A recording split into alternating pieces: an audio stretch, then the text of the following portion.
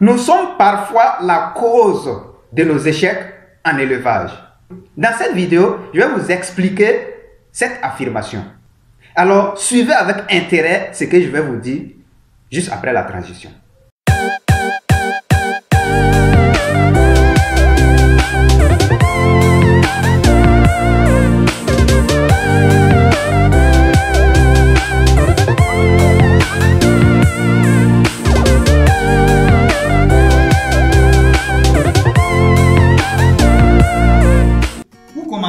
Permettez-moi de me référer au grand coach Modeste Kouria, coach en développement personnel, qui dit ceci. Si vous n'êtes pas prêt pour risquer, alors passez votre chemin. C'est que l'entrepreneuriat n'est pas fait pour vous. Je m'adresse principalement à toutes les personnes qui trouvent toujours des excuses pour ne pas sortir de leur zone de confort. Le pire est que ces personnes se trouvent aussi le moyen pour décourager les vaillants combattants de tous les temps, les bosseurs, les fonceurs. Alors, si ces personnes ne sont pas dures d'esprit, ils ne sont pas forts moralement, ce sont des personnes qui risquent de jeter le pont. Il y a plusieurs détails qui nous échappent souvent.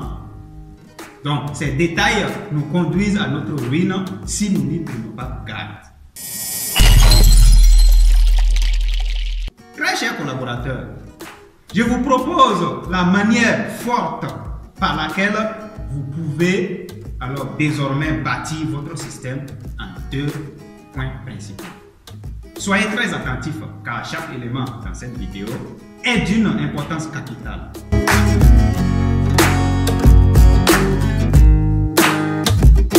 La meilleure manière d'être efficace dans cette activité est de progresser au fur et à mesure, d'améliorer ses connaissances au fur et à mesure. Et c'est de la même manière que nous devrons aussi acquérir nos matériels au fur et à mesure, en fonction du besoin. Si vous voulez avancer de façon remarquable dans ce domaine, vous êtes appelé à travailler dur. Vous êtes appelé à vous faire former. Il faut aller à la rencontre des personnes qui peuvent vous aider. Et cela a un prix. Donc c'est à vous de choisir. Soit vous choisissez d'agir rapidement avec les autres et avancer progressivement, que de rester à tituber sur vos excuses. Vous trouvez toujours des choses à dire. Et donc, vous savez que le paresseux, même si on lui donne tout, il va toujours dire qu'il y a telle chose qui manque. Et c'est ce que les gens trouvent comme moyen de refus à passer à l'action. L'entrepreneur peut vous donner tout cadeau, sauf son temps. Donc, si vous voulez avoir son temps, avoir son attention et lui piquer un peu de son temps, il va falloir agir, il va falloir investir dans ça. Et c'est ce que fait la différence entre un vrai entrepreneur et celui qui titube, celui qui ne veut pas avancer. L'entrepreneur, c'est celui qui agit avec rigueur.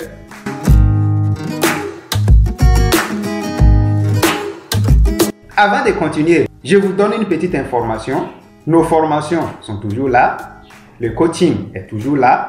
Inscrivez-vous. Vous pouvez avoir accès désormais à nos formations en ligne comme en présentiel. Vous pouvez aussi avoir nos documents qui sont déjà prêts.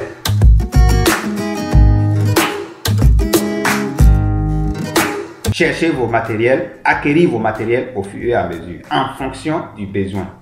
Ne vous levez pas du coup et pensez que vous allez investir dans tout.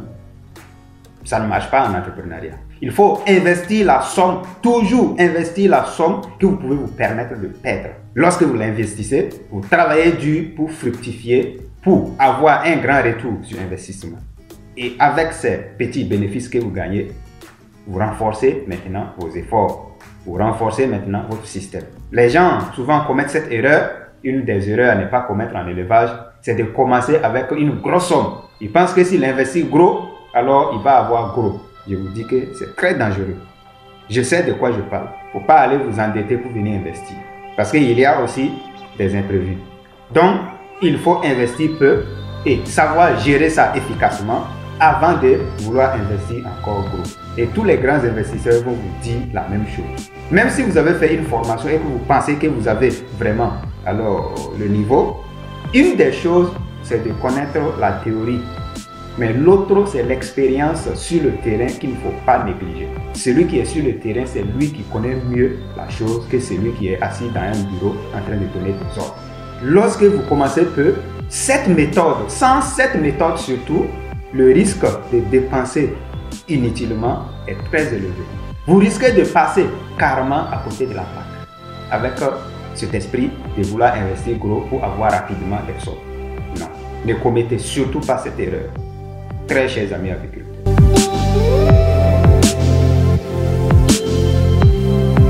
Nous sommes tous d'accord que pour une bonne hygiène dans son poulailler, l'éleveur a besoin d'un certain nombre de matériel. Ce matériel, parfois, il peut ne pas les acquérir sur place. Et en fonction du besoin, l'éleveur va commencer à se procurer de ces matériels afin de bien faire son travail, afin de bien réussir son élevage.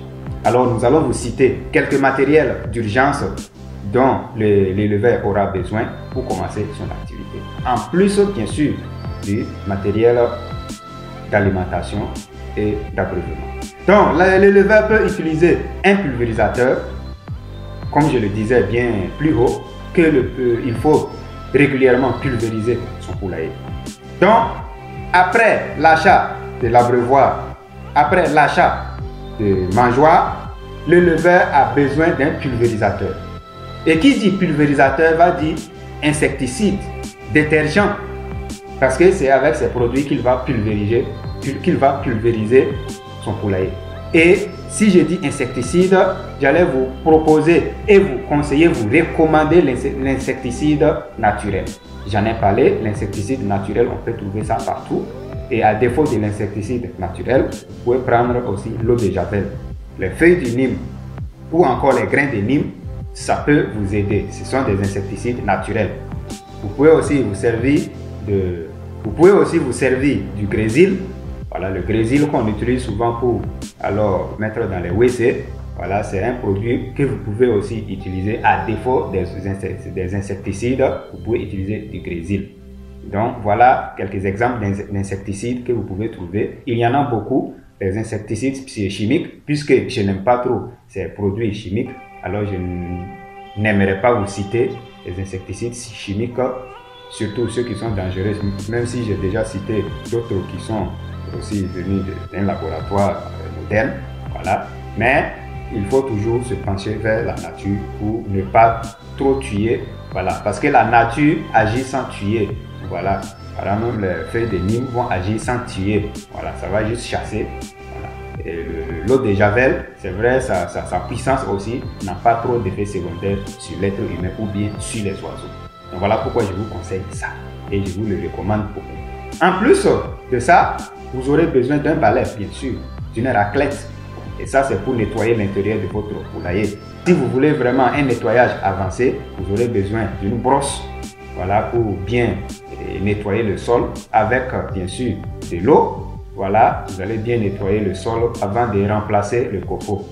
Voilà. Et il faut vous rassurer que tout est nettoyé et que tout est débarrassé. Vous êtes débarrassé de la poussière avant que les oiseaux ne rentrent. Sinon, vous allez créer d'autres maladies et voilà, respiratoires pour vos oiseaux.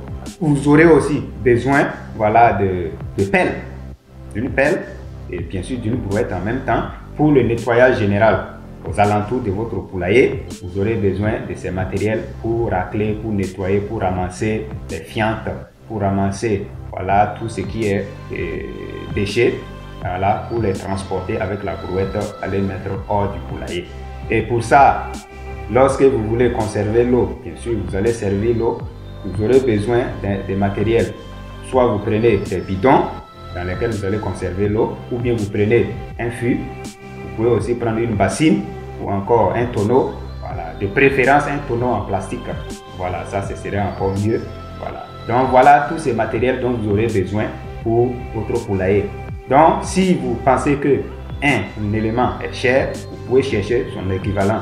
Si vous pensez qu'un élément est inaccessible, que vous ne pouvez pas vous offrir facilement, vous pouvez trouver toujours son équivalent. Donc il faut toujours trouver des équivalences en fonction de vos moyens et en fonction de l'accessibilité de ce matériel.